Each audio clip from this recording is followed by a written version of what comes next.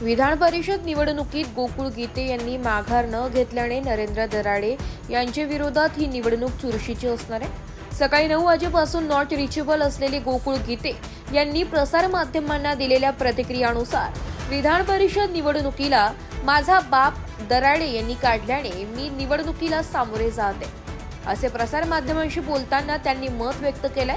तसेच अनेक प्रश्न केले। माघार घेण्याची मानसिकता बाबत गिरीश महाजन यांच्याशी बोलणं झालं होतं। आमदार किशोर दराडे यांच्यासोबत काल संपर्क झाला तेव्हा दराडे म्हणाले, तू म्हातारा झाला का? मी तर तरुण आहे। कुणाल दराडे एका नगरसेवकाला म्हणाले, त्यांच्या बापाला मागावी लागेल असे वक्तव्य काढल्याने मी दराड्यांच्या समोर उभा आहे अशी भूमिका प्रसार माध्यमांशी बोलताना व्यक्त केली आहे। बाप काढायची गरज नव्हती म्हणून तर माझी मानसिकता बदलली। गिरीश महाजन यांच्या शब्दाला मान देणार होतो।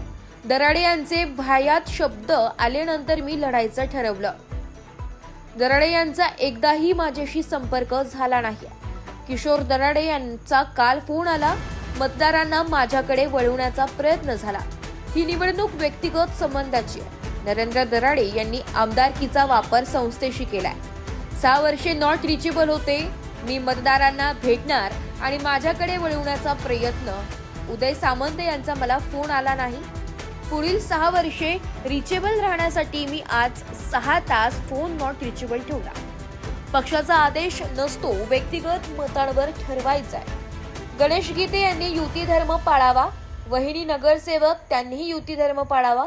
माझ्या कुटुंबाची पार्श्वभूमी काँग्रेस विचारधारा असलेली। भाजपमध्ये मला जी जबाबदारी दिली ती मी पाळली। मी भाजपात नाही, बंडखोर ही व्याख्या मला लागू होत नाही। गणेश भाऊचं मी बॅकबोन होतो। मला भाजपात घ्यायचे की नाही माहिती नाही, पण अनेक नगरसेवकांचा मला छुपा पाठिंबा। गिरीश भाऊंचा शब्द पाळला असता आपण बाप काढला। विकास इस्लाम पार्टी यांना त्यांच्यासोबत जायचे नसतील तर मला त्यांनी मदत करावी। कुणाल दराडे यांचे अनेक कोविड काळातील व्हिडिओ आहेत, त्यातून त्यांची सुसंस्कृतपणा दिसला। जागर जनस्थानसाठी संदीप नवसे, नाशिक। या ठिकाणी माघार घेण्याची मानसिकता आज सकाळी राज्याचे वरिष्ठ मंत्री गिरीश भाऊ महाजनांचा या ठिकाणी मला संपर्क झाला होता। आमचं त्या ठिकाणी बोलणं पण झालं।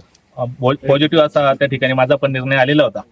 पण काल संध्याकाळी आमदार किशोर दराडे यांचा मला त्या ठिकाणी संपर्क झालेला होता आणि संपर्कात त्यांनी मला बोलता बोलता मला बोलले की तू अजून म्हातारा नाही झाला। मी तर तरुण आहे 100% तर, आणि ही निवडणूक तशी तरुणांचीच आहे। हा मतदारसंघ आपण पाहता 15 तालुक्याचा आणि 2 महानगरपालिका याच्यात समाविष्ट आहे। असं इतका मोठा मतदारसंघ असताना या ठिकाणी खरा प्रतिनिधी हा तरुण पाहिजे, तो लोकांच्या कामासाठी धावपळ करणारा असला पाहिजे। त्या ठिकाणी जे माझे प्रत्यक्ष उमेदवार आहे विद्यमान माझे आमदार, ते वास्तविक वयाची 70 त्यांनी त्या ठिकाणी ओलांडलेला असताना त्यांचे बंधू मला म्हणतात की तू म्हाताराने झाला, तुला भविष्यात संधी येईल। तो एक विषय होता। आणि आज मला काल या ठिकाणी आमदारांचे पुत्र कुणाल दराडे खाजगीत एका ज्येष्ठ नगरसेवकाशी नाशिक मधल्या बोलताना बोलले की गणेश गीते किंवा गोकुळ गीते कोणी असो त्यांच्या बापाला या ठिकाणी माघार देणे आहे। एवढं बाप काढण्यापेक्षा त्यांनी जर दराडे परिवारातील कोणी पण या ठिकाणी माझ्या घरापर्यंत आले असते, एक नम्र विनंती त्या ठिकाणी केली असती, तरी आमची माघार आणि आमचा पाठिंबा त्यांना नक्कीच भेटला असता। पण या ठिकाणी माझा किंवा कोणाचाही बाप असतो तो बाप असतो, आणि कोणाचाही बाप काढला किंवा माझा काढला तर मी ती माघार द्यायची कशी हा मोठा प्रश्न आज या ठिकाणी मी त्या विवंचनेत होतो। आणि त्या विवंचनेतून या ठिकाणी माझा दुपारनंतर निर्णय पक्का झाला की निवडणूक मी कंटेन करणार, लढवणार। मला किती त्या ठिकाणी राजकीय दबाव प्रेशर आला तरी मी निवडणूक त्या ठिकाणी माघार घेणार नाही आणि माझी भूमिका मी 3 वाजेपर्यंत ठाम राहिलो।